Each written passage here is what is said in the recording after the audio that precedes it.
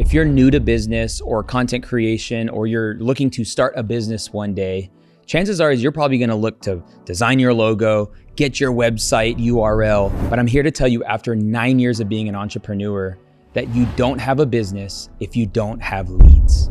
My first million was one ad going to one introduction presentation with one product sale. An assessment is a really powerful lead generation strategy where rather than selling what you offer, you sell the assessment to see if you need what I offer. In 2015, I needed more leads, so I launched an online assessment. 90,000 people filled it in and we made $20 million. I'm excited to have back on the department business expert, best-selling author, and serial entrepreneur, Daniel Priestley. Don't sell what you do, sell the assessment for what you do. These assessments, I've used them to make tens of millions of dollars worth of sales. I know, and people are like, it can't be that simple, but I think it is that simple. That's how simple it is to launch a business. Everything's downstream of lead generation. If you can't generate leads, you very rarely do you have a business. I feel like it works for coaches, consultants, service providers. Is there something that it doesn't work for? Honestly, it does depend on... Daniel, thank you for being back on the podcast. It was so fun being there last time. I'm glad to be back. Dude, and I feel I'm very humbled that we're even connected because you're light years beyond, what I dream to achieve in things and even your connections. I just want to say I'm honored to call you friend, and even the fact incredible that you'd say that. I feel great that we're friends. This is really good. You asked me at dinner yesterday. You're like, "Yo, what do you think about my brand online and stuff?" You're asking me my opinion. What do you think about my brand online? I think it's really positive. Really positive. Yeah, very transparent. You tell great stories. You share a lot about who you are. You share great value. Cool. Strong. Sweet. I think you need a book. I need a book. I need to use AI to write a book. We need to get you a book. Yeah. No. It's incredible how much a book actually does help. I was on Diary of a CEO and I looked into the 400 most recent guests, and 78% had a book. Wow. So only 1.5% of people have a book. They've written a book. And 78% of podcast guests on the top podcast are authors. It's just like a legitimacy move. Yeah, authority. Author authority. Yeah. Love it. So it just gives people a really clear understanding. This person cares enough about this thing to have written a book about it. Yep. So I think that's the next step for you. I'm ready for it. No, this year 100%. What would you do a book on? It would definitely be about building your personal brand. Yeah. Maybe a little bit more with the emphasis of the power of video with it, and why video, like when I think about legitimacy, I think video is a good legitimacy thing, I like to say, you improve the quality of your content and you'll improve the quality of your life. Yeah, I love that. And great content builds great relationships at scale. And then those relationships improve the quality of your life. Right. And that's the mechanism. It's the fact that you're building relationships. Humans have the ability to form something called a parasocial relationship. Parasocial relationship is basically a one-sided relationship. So in the same way that you feel a bit like George Clooney or Tom Cruise or something like that, because you've seen him in the movies and you've seen him interviewed and, or maybe Mr. Beast, right? So you have a parasocial relationship because you've consumed media, you've consumed content, there's the feeling of knowingness. People who have effortless scale form parasocial relationships at scale. So good. Which I guess you're the business expert. That's how I classify you. That's what I think about you. I think you're the business expert. And you yesterday, you broke down business into four things. It was like lead generation, lead conversion. Oh yeah, that first idea was everything's downstream of lead generation. Everything is downstream from lead generation. Yeah, if you can't generate leads, you very rarely do you have a business. And that's when I launch businesses, I start with lead generation. I don't backfill anything until we've got the lead generation. You don't go into your basement and whip up a offer or a product. We're not building products. I'm really just focused on lead generation to begin with. So. Can you define what is lead generation for? It's getting people to signal intent, signal interest, so that they reveal themselves that they're interested in a thing. So if I was going to do a new business and it's going to be a podcast studio setup business, we would just have a landing page that says, we're launching a new business to set up podcast studios in your home. If you're interested in that, please join the waiting list by answering 5 questions. Now, at that point, I would have no technical skills. I would have no equipment. I would have no office, no people, like just lead generation. And you could try and come up with any business idea, and I'll tell you how I would start that. Let's throw it. Well, let's do it. Like, so we just moved into this new. I like to call the last place was the studio. It was the department studio. We're calling this place HQ because we have an event space and stuff like that. But the lease it's a lease. It's like $14,000 a month here. It's gonna tick over. So my thought was like, why don't we just? And I've always been resistant to bring it back, but start a mini agency, do like a service where you can come twice a month and film. So here's what I would do. If I had this space, I would make a list of 10 different businesses that could run from this space. And I would pick my favorite 3, and then I'd run a lead generation campaign for each. So business idea number 1 is a membership where you become a club member, and that entitles you to so many hours worth of film production per month or podcast production per month. That might be one option. Another option might be an agency, a done-for-you agency, and we fill it full of people, and it's monthly retainers, and it's done for you. So as we go through, we go 1, 2, 3, 4, 5. These are the key ideas. So then we launch landing pages, and the landing pages basically say, we're launching a membership, and it's for this. We're launching an agency, and it does this. If you're interested in this, please fill in the registration of interest and answer 5 questions to tell us a bit about who you are, and then we'll get back to you as soon as we're ready to launch. So I'm going to run some Facebook ads to that. I'm going to put some social posting out about that.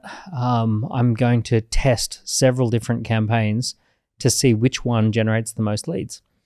And then I'm going to analyze the data. Now, I like to use 2 types of tests. I call one a 30 test and one is a 150 test. So a 30 test is where you are getting 30 samples, but it's a focused sample group. Like as in, something about that sample group to begin with. Wait, define sample. What do you mean? Talking to someone, having someone fill in a form, having a survey done. So a focused group is, I need to talk to 30 to get some good data. So let's say I'm really seriously considering launching an agency. I want to do 30 sales meetings to see how many convert and at what price. And based on the full sample size of 30, that's where I can form some sort of judgment.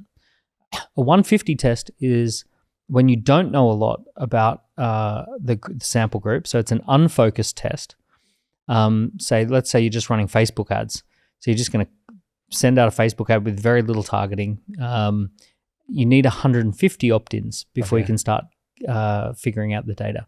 So a 30 test is for a focused sample size, a focused group that you're sampling, and a 150 test is for an unfocused group. Good. Okay.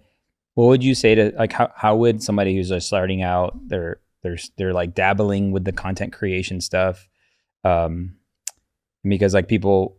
I'm a huge proponent for organic, but I understand you can expedite some things with paid. Paid ads is a really great way to speed things along. Think of paid as an accelerant, but not a good fire starter. So you want to start a fire with organic, and you want to accelerate, that fire through paid, because paid is super expensive. It's not a good way to experiment. It's a very expensive way to experiment. Organic is a cheap way to experiment. It costs you your time, but you're not burning through your available capital. So, for example, I might send out 150 DMs. That's my first 150 test. There you go. From those 150 DMs, I'm going to see if I can talk to 30 people. That's my 30 test. I love that breakdown because that makes it more like achievable. Like when you say it that way, it's like, hey, can you just spend every day in your DMs or people that follow you? Like if I go on my Instagram right now, it'll tell me this person's followed me, this person. I don't usually say, hey, thanks for the follow. But you could drop them a DM. Thanks for the follow. By the way, I haven't told many people this, but we've just acquired a space in Las Vegas. and we're launching an agency and we're launching a membership to come and film. It's for established businesses that want to launch a regular podcast or at least 10 episodes of a podcast. They want to do it with great production value, but minimum time and effort and energy in setup. That's opportunity one. And then there's an agency that can just do everything for you. Are you interested in either? Just out of curiosity, are you interested in either of those? Good. I love that. Just a little DM. Now you cut, paste, send that to 150 a day. And then you do that for 30 days. Now you got 4,500 people you've DM'd. So good. I know. And people are like, they did like, it can't be that simple, but I think it is that simple. That's how simple it is to launch a business. Yeah. I launched a business that's now worth tens of millions just by sending out 100 DMs a day. So good. So what's your checklist for things like, okay, I'm going to launch, I'm sure your idea, you're always spinning ideas. Yeah. Like, yeah. Checklist for launching something new. Yeah. So the first 4 things is called chaos: concept, audience, offer, sales. So concept is coming up with concepts that I think might work, and then narrowing them down or improving upon them. Audience is figuring out who is the exact ideal customer persona and how do I get their attention. Offer is figuring out what is it that they want to buy. What should I offer them? What's the gold, silver, bronze version? And then sales is what's the repeatable sales method? How do I crank the handle? So the first 4 things that I'm getting off the ground is just concept, audience, offer, sales. So on all 4 of those, there's like checklists within those. Yeah. Good. Would you say that there's like, because I think the assessment thing, which is what we're talking about, like providing a quiz, survey, assessment as a way of getting people off these platforms, or maybe from an email, maybe you have their email, but you don't have information on the person. I feel like it works for coaches, consultants, service providers. Is there something that like it doesn't work for? Like so an assessment, let's just be clear.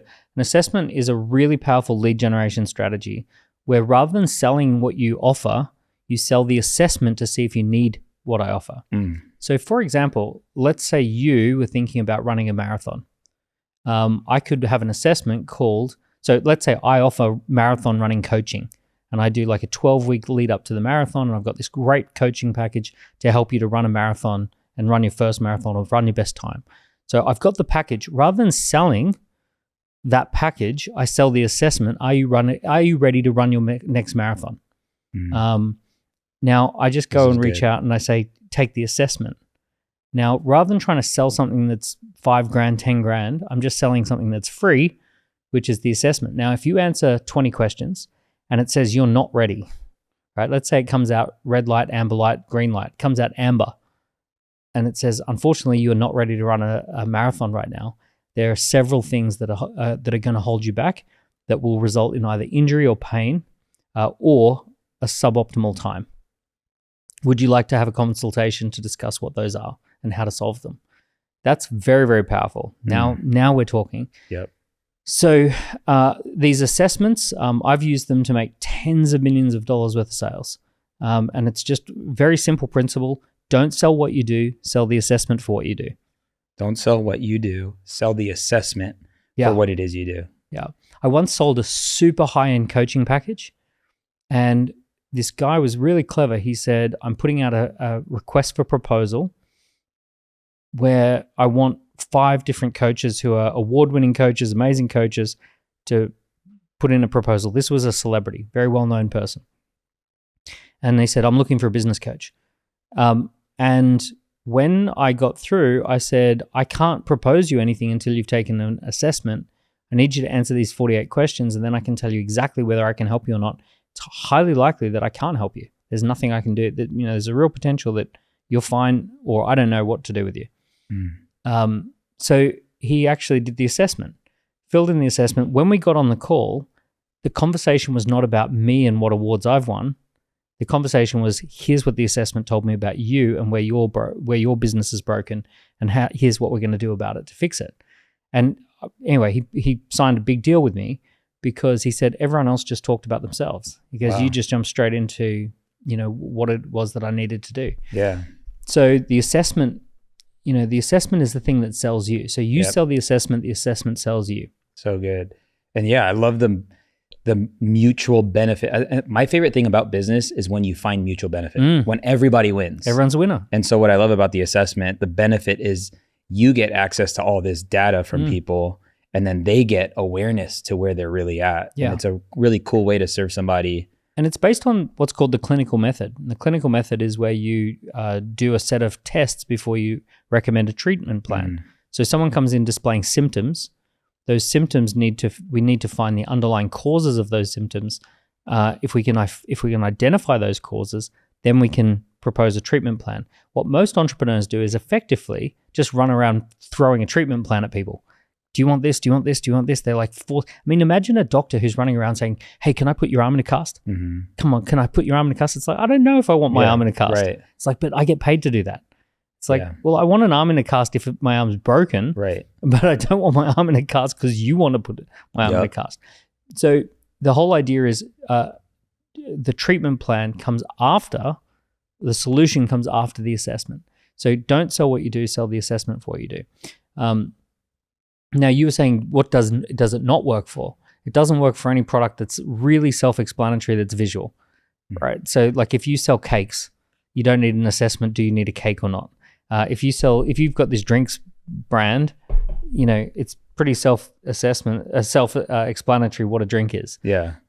Even things perhaps like these microphones, maybe which microphone do you need? Take the assessment. Which podcast studio setup should you invest in? You could do that. Yeah. If there's kind of like some confusion around which one to buy. That's good. But like for a real estate agent, how would you encourage a real estate agent to? Oh, we have lots of real estate agents who do this. So, are you ready to sell your home for the most amount of money? Take the assessment. Are you ready to list your property so that you can maximize the value of the sale? Or are you ready to move into your dream property? Are you ready to move interstate to Las Vegas? Are you ready to move to Las Vegas? Which type of family property or which area of Las Vegas would best suit your family? Take the assessment to find out. Really good. Yeah. So good. Okay, let's, because like you said, 48 questions. Oh no. Well, here's for a simple lead gen. We're looking at 10-ish, 10 to 15. For a bottom of funnel conversion, 20 to 40 is good. Okay. 20 to 50. Well, can you let us know some of those, like 10 to 15, like for sure? Yeah, so readiness tests. A readiness test is super powerful for just basic lead generation. Are you ready to blank?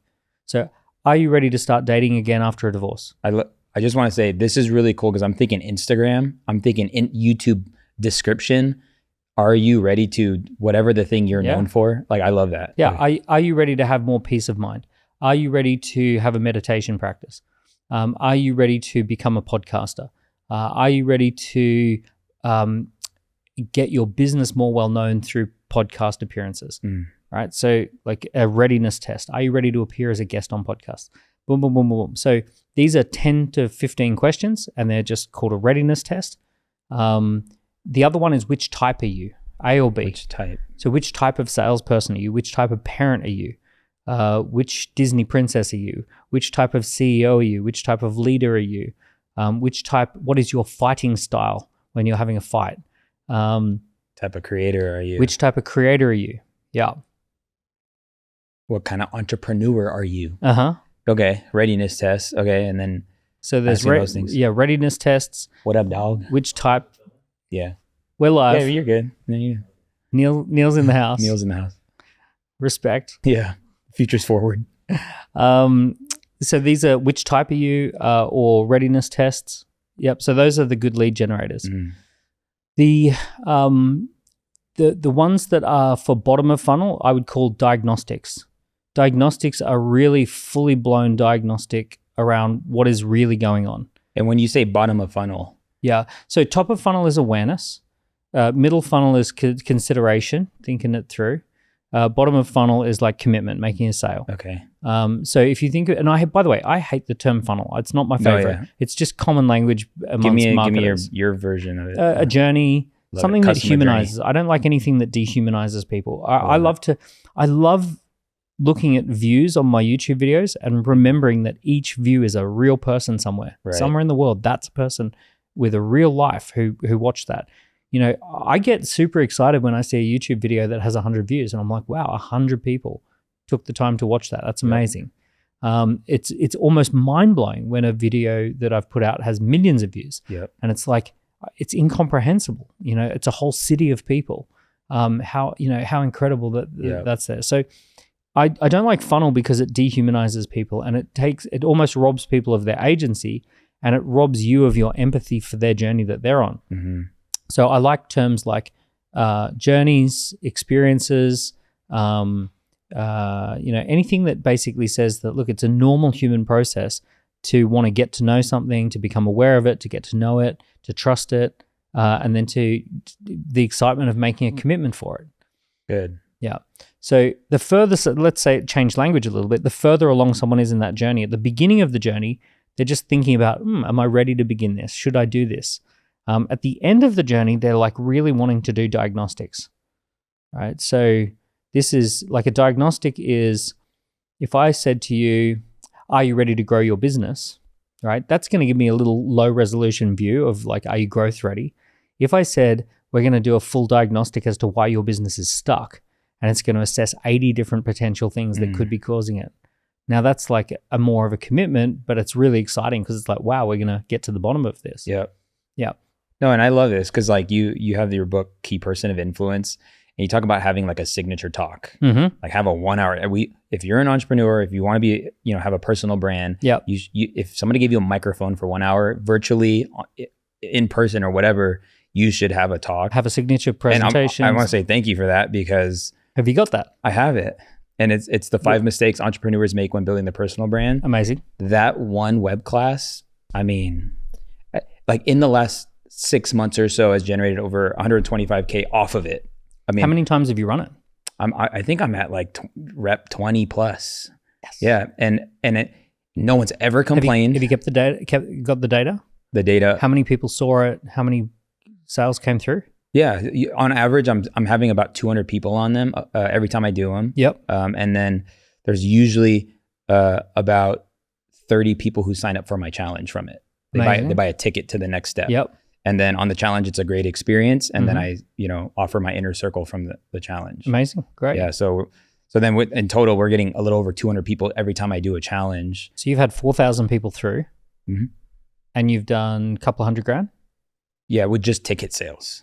Yeah. Well, I mean, done over 7 figures in coaching. So what would be fun for you is to calculate for every person who sees that presentation, what's it worth? Sure. Because you might discover that quite literally every time you do this, it's worth $500 per person who's on the free call. Right. No, and it's a crazy thing that like every time we do it, we just have a great lunch because it's like, that was a good use of our time. But I think everyone should have that. So you can have an assessment. Yeah. And I wanted to say like signature talk, which is like, separate conference, but yet we should have a signature assessment, which is like, you could be known for the person that has this test. Well, what we want to do is create a little ecosystem around that signature talk. Now that we know that signature talk works, what I really want is a signature long form piece of content. So perhaps a podcast, a YouTube video, a long written article for LinkedIn, then mature it into a book, and then an assessment. So this is where we really kind of pad it out. Yep. We can create materials that can be used every time. So a slide deck, a workbook. So now all of that starts feeding each other. Someone takes the assessment, they end up watching the long form piece of content. They watch the long form piece of content, they take the assessment. They take the assessment to download the tools, the PDF document. Yep. They experience the long form pre-recorded, they take the assessment, they go to the live. So now it's like a little pinball machine, ding, ding, ding, ding, ding, ding, ding, right? And it's firing off in all directions. And eventually, by the time they get to you, they're like, I'm ready to go. Like I've done the assessment, I've watched the talk, I've been on the challenge, I'm loving it. Like I'm ready to go. No, it's really good. Okay, so I see the power in that because it's like there's wisdom in going deeper in one thing. I have a limiting belief though, and that is this fear of being like a one-trick pony. I don't know, like me and Neil have talked about it. Like we've seen people literally run the same talk, and it works, and it's like it's good that they do, but they run the same talk even if they spoke at the same event every year, it's the same talk. I don't know, like how do you weigh that? Or do you just have a few of them? Well, look, I've written 6 books, so I'm a 6-trick pony. Yeah. But I think about it like an artist, like a musician. A lot of musicians have one good album, and they can tour that album for 10 years, 15 years, and they can go and perform, and they can earn millions of dollars a year. You know, there's famously James Blunt, who had his album called Back to Bedlam. And it was this huge album. Everyone had a copy. But he's toured off the back of that for like, I think 15, 20 years. Yeah. And super successful. Now, I'm not saying you don't strive for a second album or another hit or another business, but I'm saying when you've got something that the market's loving, you should respond to that. That's good. You know, think about Ed Sheeran. How many times has he played Castle on the Hill? Like every time. Right. And, you know, Metallica have played Master of Puppets every concert because people love it. They're sick of it, but they love it, right? The audience loves it. You know, how many times has McDonald's made the Big Mac? And it's like, oh, we're a bit sick of the Big Mac. No, don't be sick of the Big Mac. People love the Big Mac. That's what they come to the store for. Give them the Big Mac. Yeah. So if you've come up with something that people are resonating with, productize it out. What's really cool is when you do productize it out, someone shows up who loves it even more than you love it, and they step into your shoes. Because realistically, the 5 mistakes entrepreneurs make that prohibit growth, is that right? Yeah. Yep. Building the personal brand online. Yeah. So what's the central, what would you name this method? Did you call it millionaire personal brand? What? No, I don't have No. I need to give it a name. Yeah. So like what, like I called mine key person of influence. What would you call yours? Key person of influence. I'm just kidding. That's trademark. No, That's no, fine. No, I would just call it build. You know, I guess I haven't given my web class a name. You've got to give it a signature name. Signature name. So we've got to come up with a signature name. See, this is good. I'm Right. a coach. That's why I love a podcast. It's free coaching. So now that you've got a signature method, in order for it to truly be a signature method, we've got to give it a name. Yeah. Right. So I have methods within my teachings, but I don't like for that itself. You got to name them. Yeah. You got to name That's them. good. They're your children. You'd be weird not to name the children, right? Mhm. So you've created something. You got to give it a name. So Simon Sinek is famous for his what? Start with why. Yep. Start with why method. So the book is called Start with Why. The method is called Start with Why. So he's figured out, okay, that's the name. 7 Habits of Highly Effective People, the cash flow quadrant. Yep. That's one of my things. It's the content quadrant. the content quadrant. Yeah. Great. Awesome. So these are things where you can start to like give them names so people can get excited about them. So good. And then other trainers come along and they say, I want to be a trainer in that. And you get bored with it. So you just say, hey, look, I found someone else who loves training. That's really good. You're big on like like I'm big on it too. But coming up with frameworks, like, you know, as far as we all have the opportunity to create something that is intellectual property. I'm really big on intellectual property and formalizing intellectual property. And that could be a framework, or it could be the way you productize something, way you deliver it. It's the difference between being a short order kitchen cook and being a Michelin star chef, right? So a short order kitchen cook, the phone rings, oh, room 1104 wants to have, an omelet with mushrooms on the side. Okay, I'll make an omelet with mushrooms on the side. A Michelin star chef would never do that. Michelin star chef says, I'm going to craft a menu and I'm going to put a lot of thought into how that menu should look. And I'm going to create an experience off the back of that menu. And I'm going to get known for that menu. And then people are going to come for that menu. Yep. And then whether I'm there or not, that menu is what gets created. And I've crafted the menu. And you can't go off menu. That you have the menu that I make. So good. Yeah. So what we're trying to do is say, all right, let's formalize things into something that's got some permanence to it. Let's give it a name. It's not just the Porsche sports car, it's the Porsche 911, right? It's the Portofino, it's the Roma, the Ferrari, right? So it's got to have a name. It's got to have a way, like it's got to show up in the world as a thing. So it needs a name. And we want to formalize the characteristics of it. The Porsche 911 has what's called the frog body design, and that's what it's known for. That's what it's famous for. That's what I love it for. Yeah. This is good. Yeah, I think most people, because this is thought leadership. It's just maybe fitness hasn't been around. I mean, fitness has been around forever, but you can actually bring something new to it by formalizing and giving Zumba classes. Yeah, Zumba. Right? Yeah. CrossFit. Yep. So like CrossFit, what is CrossFit? CrossFit's CrossFit because they called it CrossFit. Other than that, it's like lifting weights with music and fast, right? In a way that would probably injure most people. Yes, which is why. But that's not a good name, so it's got to be called CrossFit. Yeah, that's good. Yeah, man, that's good. And so when it comes to this assessment, I think having a signature assessment is really cool, and even your genuine use of it, as far as when you get on other people's stages, whether in person or podcast virtual, or you do a web class for a group of people, to offer that, I just think about how cool that is to offer. When people ask me, hey, Omar, where can people find you? I'm always like, yeah, just find me wherever. My name, Omar Takori. Mm-hmm. But if I said, yeah, you could take the assessment. Yeah, take my signature name assessment, mm-hmm. Take the key person of influence assessment. Right. Take the 24 assets assessment. Yeah. What's 24 assets? It's a book I wrote, and it has an assessment that goes with it. So there are 24 digital assets, and these are the assets that allow you to scale. And basically, you take the 24 assets assessment, and then it tells you where you are scalable and where you're not scalable. So cool. Yeah. I know I didn't want to, you talking about assessments isn't random. You have a company called Score App, which you connected a book to it. Mm-hmm. I guess the question is, how did you know that like this was such a good idea, like to really build a business around it? So really good ideas combine three things. There's the passion that you have.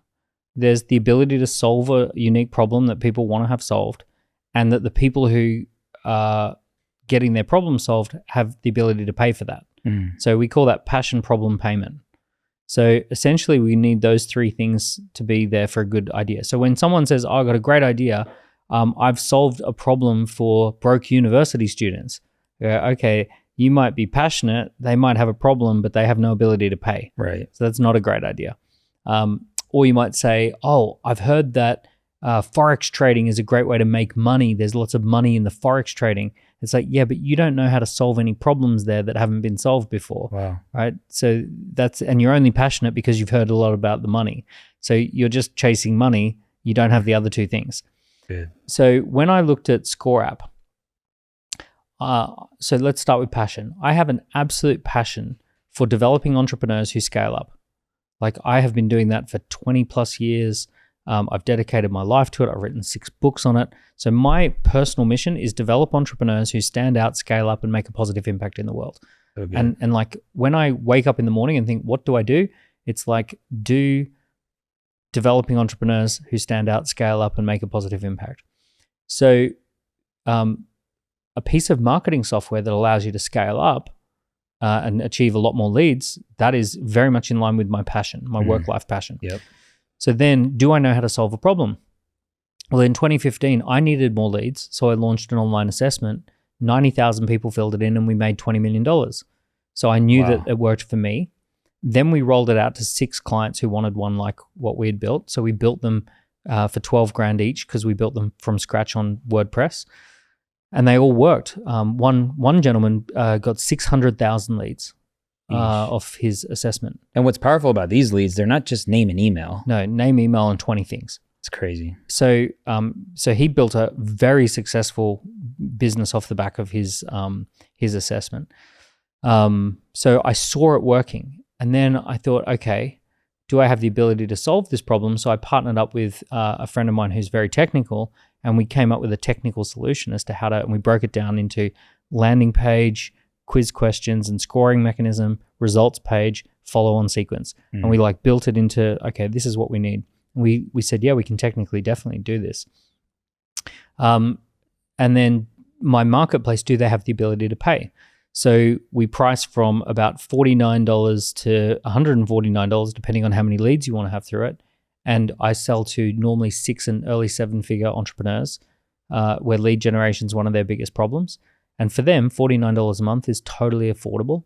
So it's like, there's millions of them. So it's like, yes, this ticks all 3 boxes. So I knew that it was a good idea for those 3 reasons. That's good.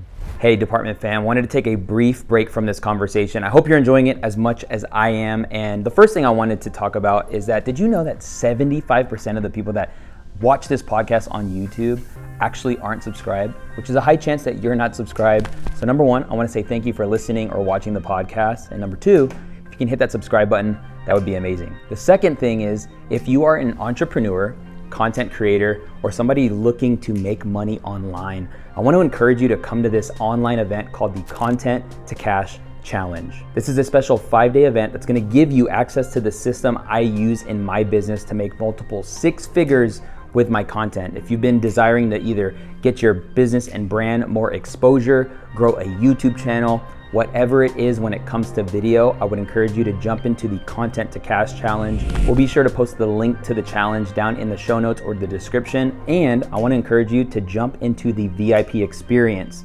This will give you access to a 1-hour Q&A call every day of the challenge. This will guarantee myself to answer a personalized question you may have. So I'll see you on the Content to Cash Challenge. Now let's jump back into the conversation.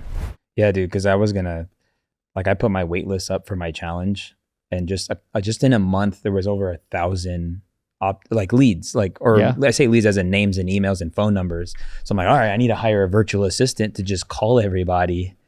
But it would I'm gonna pay somebody to call somebody to get the information that they probably would have given if it just went from that. You didn't use Score App? No.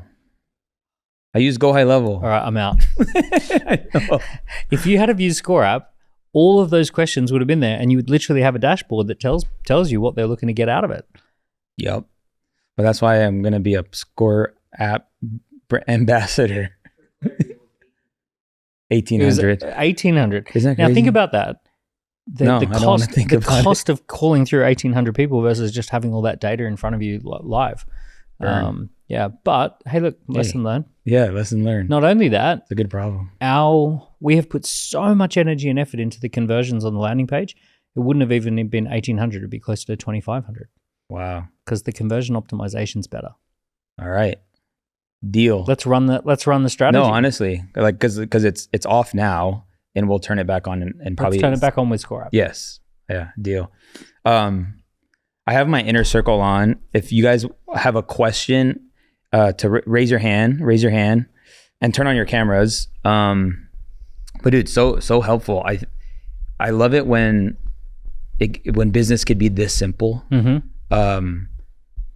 Because actually the tension of business is just the complexities of what it could be. But everything worked for me actually when I started doing less. Yeah. When I just focused on YouTube, and then I focused on my web class, and then I focused on my challenge, and then I focused on my one offer. And now the refining is actually, it's in doing less, you know? Like doing a few things well takes you 1 to 3 million of revenue pretty predictably. So like for a lot of businesses, your first 1 to 3 million is just doing a few things well. My first million was 1 ad in 1 newspaper, going to 1 introduction presentation with 1 product sale. And we just did that over and over. And it went up to 1.3 million in its first 12 months. And that was 20 something years ago. So good. Do you have like a number that's like, hey, it's a problem if we don't hit this? For me now? Yeah. Like 10 million of revenue, 2 million of profit is like my minimum standard for, if we're going to get into something, we want to get it close to that. Yeah. That's like the starting point. Good. Of where that business, because I know that that's the point where the business will be valuable. Yep. Which is like a crazy thing that you can go so deep when it comes to valuing businesses and selling businesses and stuff. Yeah, we always work backwards. Where I'm at right now, you either work backwards from the lifestyle you want to live, or you work backwards from the exit value of the company you want to sell. So as an entrepreneur, you should always start with, this is the lifestyle I want to live, or this is the sale value. I want to sell a company for this amount of money. And then you just basically test all your assumptions backwards before you then roll it out. Well, random, but what you have to say about people, there's a pattern of CEOs and people who exit companies, get this fat payday, and then they like lose themselves, or they like, it's actually, it's not helpful for their lives because they sold. Yeah, I've seen that. I've seen that before. Do you know, I've seen the opposite as well. It's very popular to say, oh, but the money didn't make me happy because that's socially acceptable and all that sort of stuff. Look, the vast majority of people I know who have had a big exit, they're really happy about it. Sweet. Okay. It's just social media. Like it's just such a popular, like it's so popular to say, like if you're the winner, you have to then play it down and be the victim, because we have a society that wants to, play those games. No, dude, just winning. No, but it's like like I could, for every person I know who's lost themselves after a thing, I tell you, there's like 50 people who are like, this is the best thing that ever happened, right? Yeah. You sell your company and get 20 million all at once. You suddenly have a big house. Mm-hmm. You have investments that pay, investment forever. Income. You can then focus on all sorts of other meaningful problems, and there's plenty of other meaningful problems in the world. That's good. So look, here's what having a lot of money does. It rules out a whole bunch of stuff that you would have previously done to get started. Like it's suddenly not worth making. Like it feels annoying having millions in the bank and then doing sales cold calls. Whereas when you're at the beginning of a thing, it's like sales cold calls is what you got to do to make some sales. Yeah. So it's sort of like it sets a hurdle of like, oh, I don't want to do that. But yeah, I think the vast majority of people who say that they're lost and all this sort of stuff, either A, they're a very small minority, or B, they're just doing it for the fans. Just to be relatable. Both, yeah. What do you charge like it? Because they could always give the money away. Sure, right. That's actually the biggest, I think that's the problem. If that's your problem, give it away. Yeah, like, they say money doesn't make you happy, then I would tell you haven't given enough away. Yeah, you could give it away. You can get some mentoring. So let me just think through. I know some people who made a lot of money through Bitcoin, and they're now surrounded by people who just reaffirm their whims, and that's dumb. You actually need people around you who push back. That's good. So you need to give people permission and say, hey, look, I have this resource. I can do all sorts of dumb stuff with it. I need people around me who tell me I'm being an idiot. Yep. Same as if you get famous. I've gotten a bit famous. I could do all sorts of things with that fame. 99% of the things I could do, I probably shouldn't do. So I need people around me who can tell me, don't do that. So you're giving permission for pushback. And yeah, so there's if you've got a mentor who's been through it before, then you get new problems, don't you? Mm-hmm. So you just have new problems, and you just have new mentors who help you solve those problems. That's good. If somebody wanted to pay you for a consultation and it was like, let's just say an hour consultation, what's your rate? Depends who they are. Might be free. I mean, it's free for me because I just got one right now. Yeah, if I'm on the podcast, yeah. Right? But like, no, if it was legit, hey, what's your rate? And then I'll pay it. Honestly, it does depend on who I'm talking to, because 99% of people who might ask that, I just wouldn't do it. Right. Because for me, it's awkward because my rate, if they were to pay it, they would be assuming that I have a magic wand to wave for them. Mm. I really don't like taking on the stress and pressure of, like, if I know that someone has given a huge sacrifice to have a 1 hour with me, I'm like, no, that's not like I do one-on-one consultations occasionally, but they tend to be for very famous people who are very rich and famous, and they want to solve a very specific problem that I'm really good at, which is how do you turn fame into a business. So like when someone's got 20 million followers and they're like, okay, what do I do with this? How do I do that? Now I know that charging them a really high fee is no stress, no pressure, and they're going to get a return. Right. Whereas if someone says, hey, I'm a new entrepreneur and I've got 20 grand, let's say, can I do a one-to-one consultation with you? The answer is like, no, I just wouldn't take it off you. Okay. I mean, I just wanted to pre-frame the listeners and viewers that like asking you a question is out of their reach. It's priceless. Yeah. Daniel Priestley. Okay. So I was just trying to pre-frame because I want the group to ask those that have questions. And I just want people to know that like this is a priceless opportunity. Aticia, we'll put you up. You can unmute, just introduce yourself. And then my question is, and go ahead and ask your question. Hello, my name is Aticia Edwards. Great podcast. First of all, I have read Key Person of Influence, and I used Score app like a few months ago, and everything You is use great. it? I don't use it. Dang it. Yeah, all your No. products are just like great. So my question to you is, I saw you in an interview a few months back, and you mentioned that you had a mentor, and you guys read a lot of books, but he had you journaling more Yeah. than reading. Can you explain that? Like, why is that? Because I like to read, but I journal, but I feel like journaling is not, I don't see the value in journaling. Yeah, so my mentor, John, he got me to start keeping a journal. And very specifically, he would ask me to like get a lot of clarity around my goals. He would try and get clarity around my weaknesses that I needed to improve upon. And he got me to do a lot of things like going through newspapers at the time and rewriting the headlines to be, we talked a lot about frustration headlines versus outcome headlines. And so like 90% of ads have outcome headlines, and we would reverse them to be frustration headlines. So I'd like go and do all these different headline hook things in my journal. And also just keep track of like what I'm achieving and like write it down so that I can look back and say, this is what I've actually done. So a bit of processing through the journal. He also encouraged me to not read lots of books, but to reread great books. Like read a book and study it. Don't plow through. Don't have a goal to read 50 books a year. Yeah. Have a goal to read 1 or 2 books that you really put into place. And when you come across a book that's working for you, slow it down, read it slow, go through the pages, go back through it, and take away what are the action steps from this page? What am I actually going to do differently, and act upon that sort of stuff. So I guess John's philosophy was, we can confuse consumption with creativity. Creativity pays the bills, and consumption in any form is an indulgence.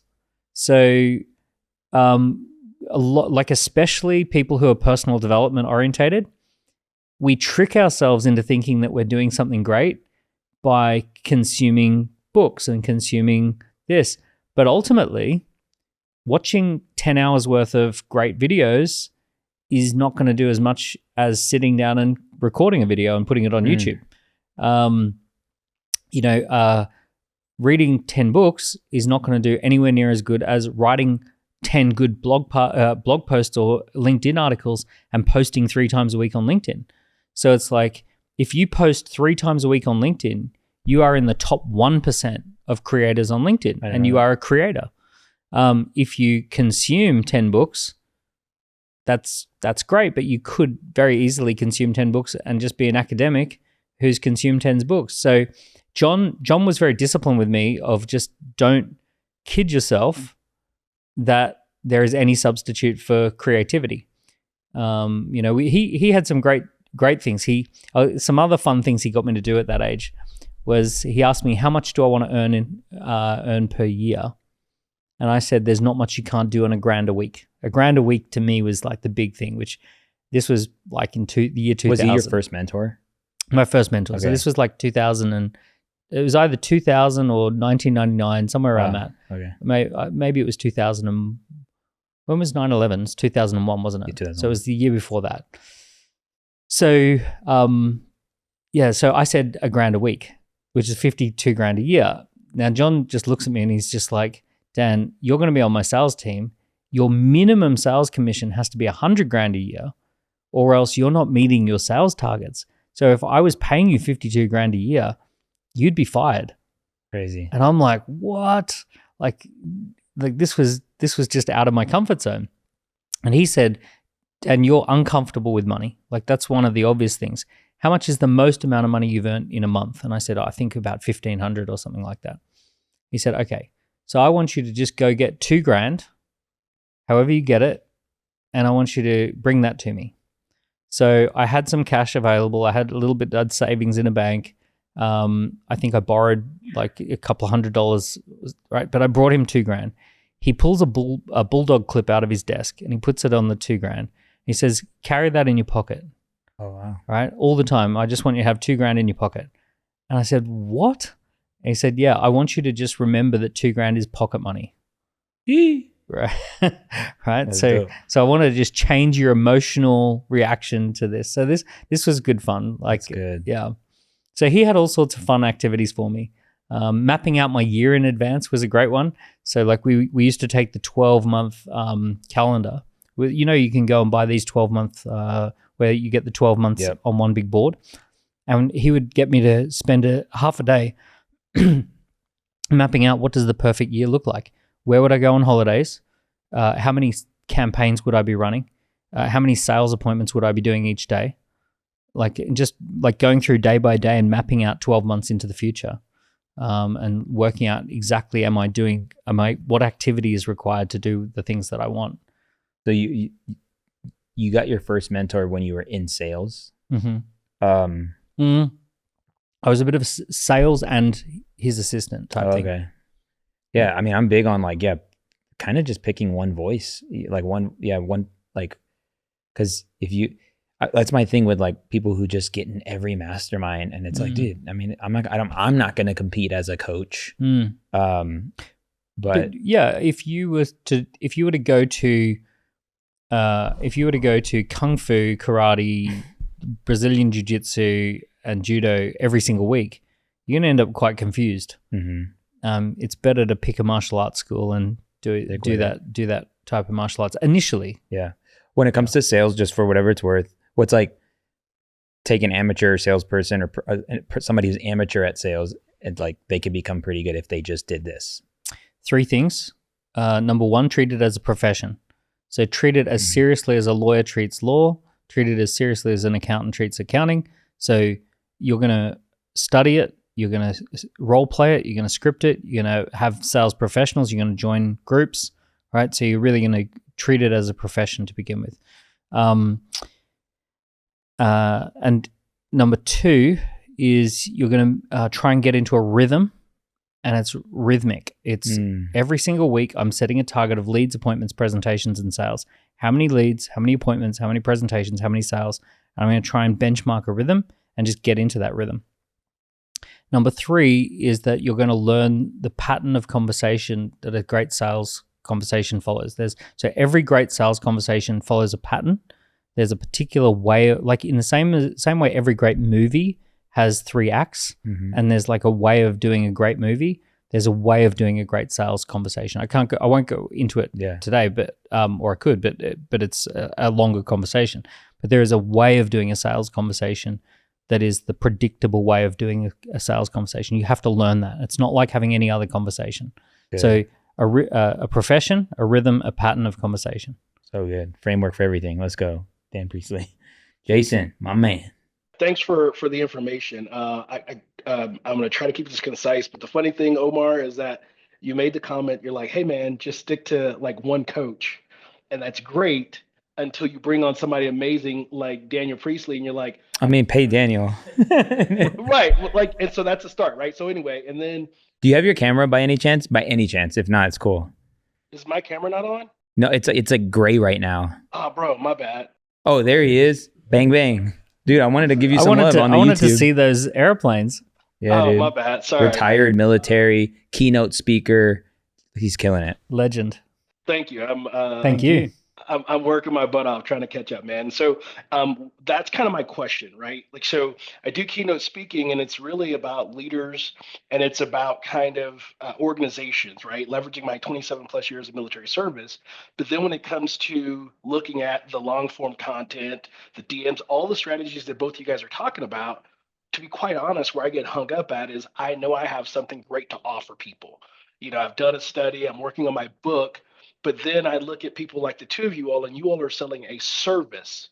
Whereas for me, my service is that keynote. But then when it comes to the direct thing that I'm selling to a person, I'm not selling a service as much as I'm selling the coaching piece.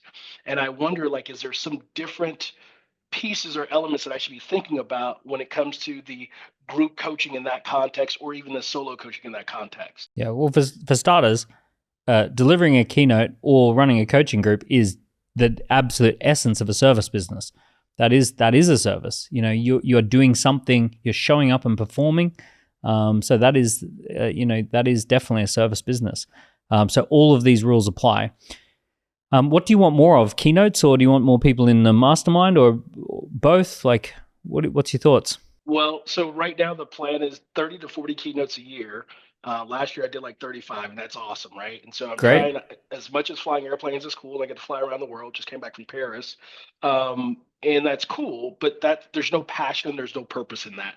That is just a skill set. So if I were to carve out the perfect life, like you said, the 12-month calendar, it's 30 to 40 keynotes a year. It's Nice. spring break, fall break, summertime with my family, with my 9-year-old daughter. And then it's really that passion piece with 5 or 6 executive coaching clients, and then running maybe one group coaching program throughout the year. That would be like the ideal setup for me in a perfect world. So here's how I would do that. If you're getting 35 keynotes a year, I would, let me just say for round numbers, let's say you charge, for round numbers, 10 grand a keynote. I would say to the organizers, my fee is 15 grand for the keynote, or I can charge 10 grand, but there's just one slight tweak to the presentation. And I say, what's the tweak? At the end of the presentation, I just put up a slide that says, if you're interested in executive coaching with me, here's a QR code or an email address. Drop me an email. Here's a QR, and then just message me, because I do executive coaching remotely. If what I said today really resonated with you, then that's how to get in touch with me. Now, that last slide, if I take that off, then it's 15 grand for the keynote. If I put that slide in, which is how to get in touch with me, then it's 10 grand for the keynote. It's up to you. Really Wow. good.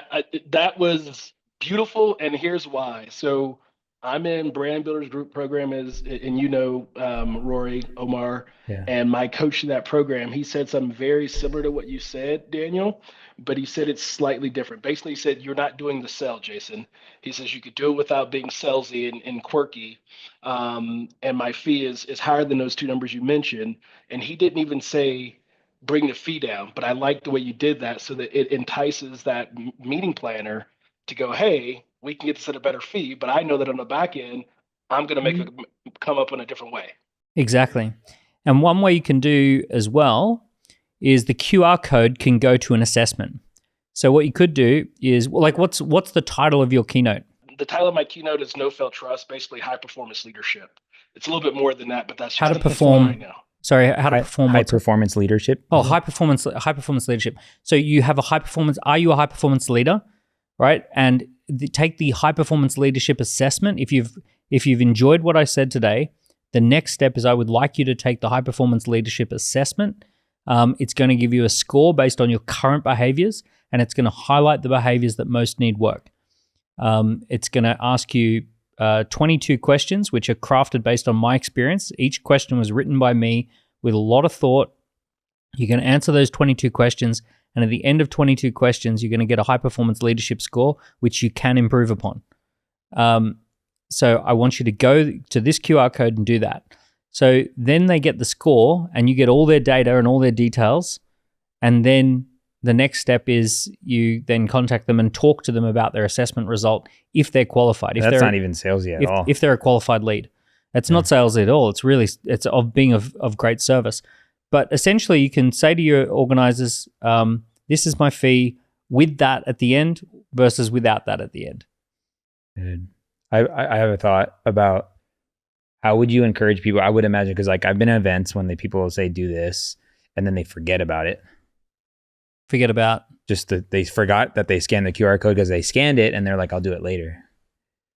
So what you can do if you really want to do it is you do it at the beginning. You say, we're going to talk today about high performance leadership. I'm going to get you to fill in 14 questions, and you're going to get a high performance leadership score, and it's going to tell you your area of biggest weakness. That is going to help you to get the most out of my talk. We're going to pause for 3 minutes. Everyone pull out your phone. Problem solved. QR code up on the screen. You've got 3 minutes to answer 14 questions. I want you to answer them intuitively. And at the end of 3 minutes, we're going to analyze your scores, Dude. and then we're going to hit it. Dude, that just makes the talk powerful because it's like, raise your hand if, I mean, then now you got like the colors and like, you know, the personalities. Yeah, right. Yeah. Now, here's the other thing. I'm just going to flip it. I'm going to flip it and say, to a degree, if someone forgets to fill it in, they were never going to be a customer anyway. So in every audience, let's say you're in front of 100 people. Let's say at the end you pull out the QR code, 35 people pull out their phone and snap it. There's going to be 20 who just forget. There's going to be 10 who fill it in, and there's going to be 5 who fill it in, and they're just like super fans. Mm-hmm. It's really only those 5. You're not going to lose those 5. But what's nice is that those 5 saw 35 others, and they're like, oh, I don't want to miss out. Right.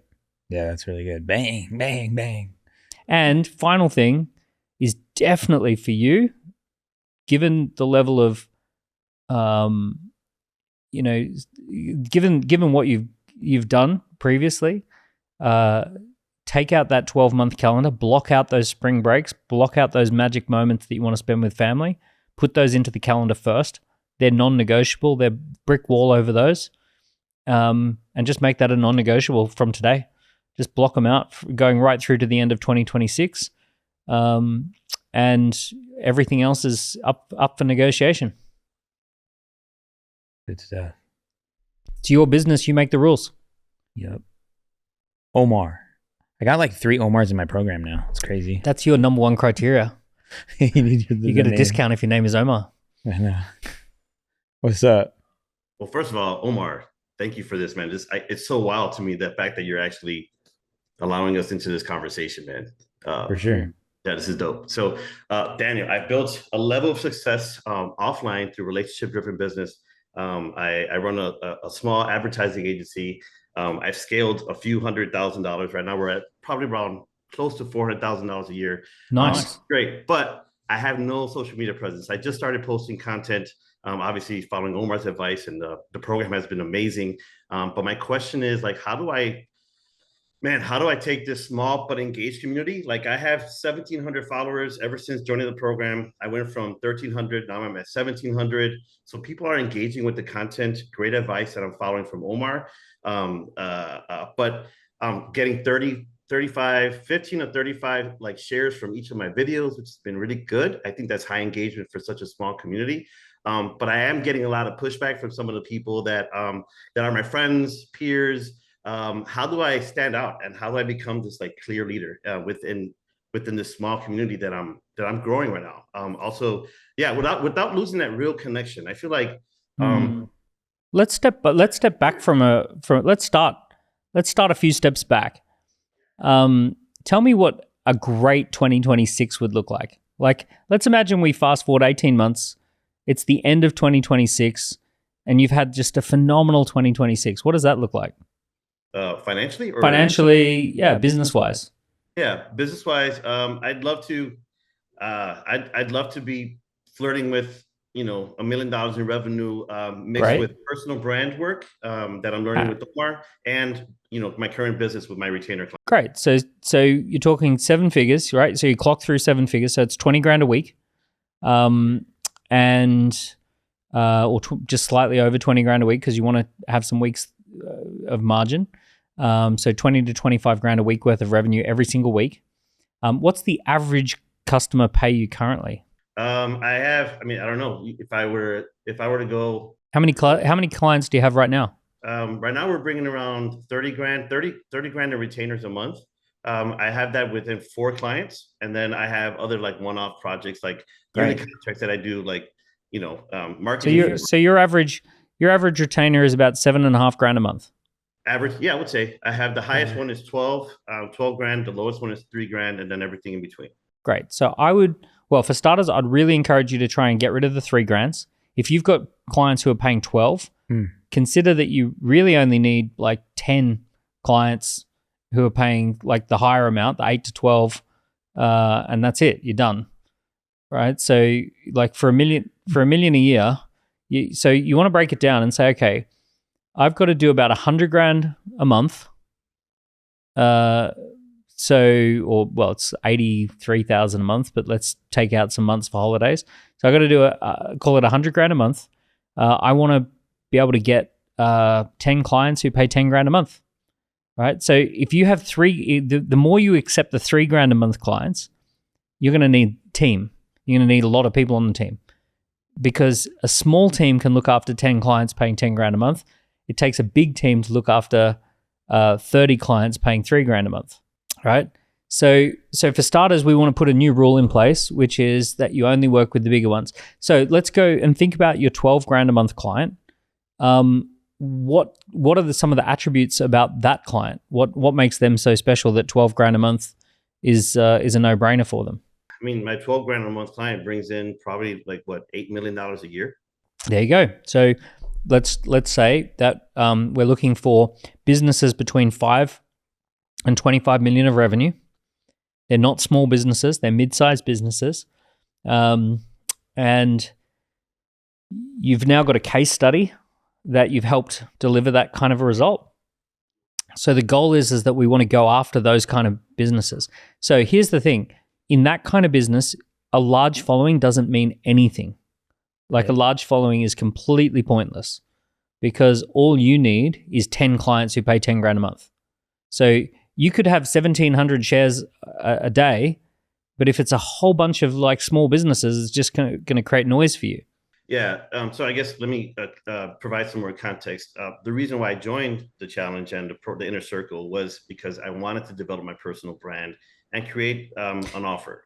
Yes, but you've got a particular what everything you're telling me tells me that the type of personal brand that you want is a small, mighty personal brand. Like, what you want is, have you ever heard of a group called YPO, Young Presidents Organization, or EO, Young or Entrepreneurs Organization? These are groups where you have to have 10 million of revenue to join. And if you had a personal brand that was known to 300 mid-sized companies, and they really hang on every word and they really trust you, and they're fighting to be one of your 10 clients, that's super powerful. In terms of financially, right? Now, if there are other reasons that you want a personal brand, you want to, is there other reasons that you want to get a big personal brand? I think the main reason, I do a lot of traveling. I travel probably 2-3 times a month. You want free hotels because you're an influencer? You can. No, I'm just kidding. I want to spend more time with my family. Oh yeah, totally. So the personal brand that you want, I've seen this before. Imagine this. Imagine if you sponsored one event that had 200 people in the room who were mid-sized companies, and you, because you're the sponsor, get to give a talk to that room about how to use ads to advertise their businesses more successfully, and you use your case studies. And in that room on that day, those 200 people are hanging on every word, and then you literally tell them, guys, I can only take 10 clients and I've already got 8. So if 2 of you want to come and be clients, I can take you on, right? Or something like that. Then the whole room is like, oh, how do I do that? I want to do that. So I'm just guiding you towards the fact that you've already got proof of concept that someone's willing to pay you 10 grand a month. 10 clients at 10 grand a month, and you are golden. You are living very good life. I think sometimes when we have we have those killer clients because we have the 3K, that makes us think that there's not more of them. That's just I think that's a natural train of thought, but this is America. In America, there are going to be 10 people who want to pay 10 grand a month. What do you call that? Like a limiting belief, Omar? Because I feel like my 12K client, I got it by luck, and they reached out to me. I didn't reach out to them, but I feel so lucky that I got them. No, which is great, because you never want to lose that. How long have you had them? I've had them for almost a year, and they're very happy. Wow. Okay, so they would not be paying you 12 grand a month if it wasn't value. So you maybe it's true you did get them by luck, but guess what? I kept them. You kept them. Right. You didn't keep them by luck. You got them by luck, but you kept them because you delivered value. Bang. So now that you've got that case study, now you can replicate that case study. I just want to steer you in the direction of having 10 clients rather than 30 clients, because 10 clients is so much easier than 30 clients. And, you could be on one small podcast and that could get you 10 of those clients. You could be on one stage and that could get you 10 of those clients. You could pay to be on one of those stages and that could get you 10 of those clients. So like your goal is to figure out, how do I clone that 10K client? And when I say 10K, look, 8K, 12K, but just around that 10 grand mark is what we're shooting for. And we're trying to push away anything that's under the 7.5. Yeah. 7.5 needs to become your new floor. Love it. And 15 is like 7.5 to 15 is where you're thinking. Love it. Thank you. Nice. And then you don't have to worry about like doing your TikTok dance every day and getting your abs out on Instagram. Can you give them really quickly a potential strategy to tactfully reach out to those 3Ks to get them to 7,500? So the most tactful way is I need to give you early heads up that in 2026, I'm moving my business towards my bigger clients. So my bigger clients, they pay around 10 grand a month. And, like that's where my energy is taking me and my creativity is going around that. I want to give you a good 9 months to be able to find another supplier, or to get to the point where you're comfortable hitting my minimum threshold of 7.5 grand. If you're committed that you want to get to the 7.5 grand a month because that's where your business is heading, I'll help you get there. Or if you know that that's too ambitious, I'm going to help you to find someone else. And I'm going to put you over there. I do need to make room for. I'm now getting invitations to grow companies that are bigger, and I need to focus on that. Good. Dang. But the key is not to cut them off. The key is to say, hey, look, it's May 2025. I really want to start the new year with my bigger clients. So we want to phase you out. I want to give you amazing service while we find you someone else. My 3K client, she's been my 3K client for 9 years. Yeah. And look, here's the other thing. You may just simply say, look, I just need you to know you're my only 3K client. I'm going to keep you on because we've been together for 9 years. And that's totally cool. But I'm not taking on any other clients at that level. Right? Now, if someone's been with you for 9 years, they're not a difficult client, because what we're really solving for here is a smooth, easy life. So she is part of a smooth, easy life. She's been there for 9 years. You know her business, you know it works, all of that. That's fine. So you don't have to cut that loose, but just make a new rule that as you go forward, the business is moving forward based on the idea of 10 clients at 10 grand. And how would it look like on the branding side, the personal branding side? With what everything my wife and I are learning from Omar. I'll tell you, the only personal branding thing you really need to do is have a really good piece of long form content where people can understand that you are a supremely experienced expert, some case studies. You need to view it through the lens of someone who's running a $20 million company. They don't need you to have a big TikTok brand or a big this brand or an Instagram brand. They probably just need to see 1 or 2 good videos where you're explaining in detail how you solve a very complex problem, and that you're the key supplier. Maybe it's 20 minutes and they can show that to their board. You need to have a really good, clean LinkedIn. And perfect scenario is you have 2 or 3 really well selected podcast episodes. And when I say really selected podcast episodes, it's where you're on a podcast that is a scale up podcast dedicated to businesses that are 5 to 50 million of revenue, and they only bring on top people who know how to go 5 to 50 million revenue growth. You don't need a lot. In fact, to be honest, if you came to me and you had a really big profile, that would probably work against you, because I'm like, I know that takes a lot of time, energy, and effort to manage that.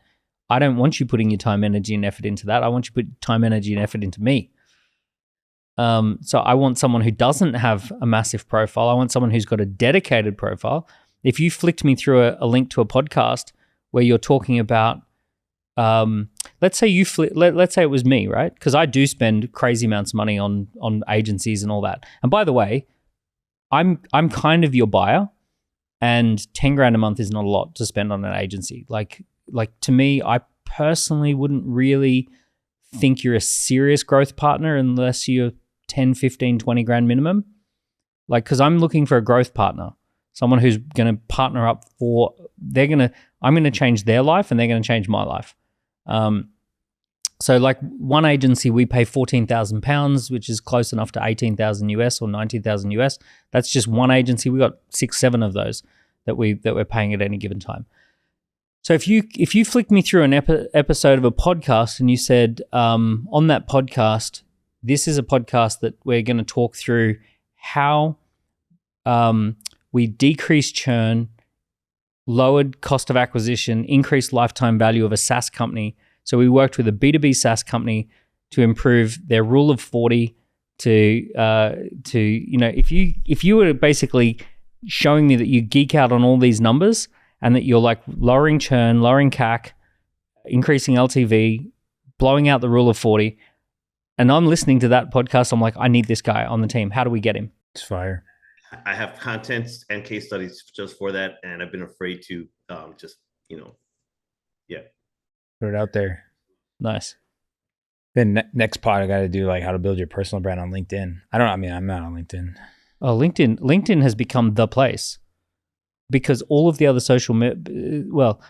X has become very politicized. Blue Sky is also the political equal opposite. Instagram is very visual. TikTok's very young.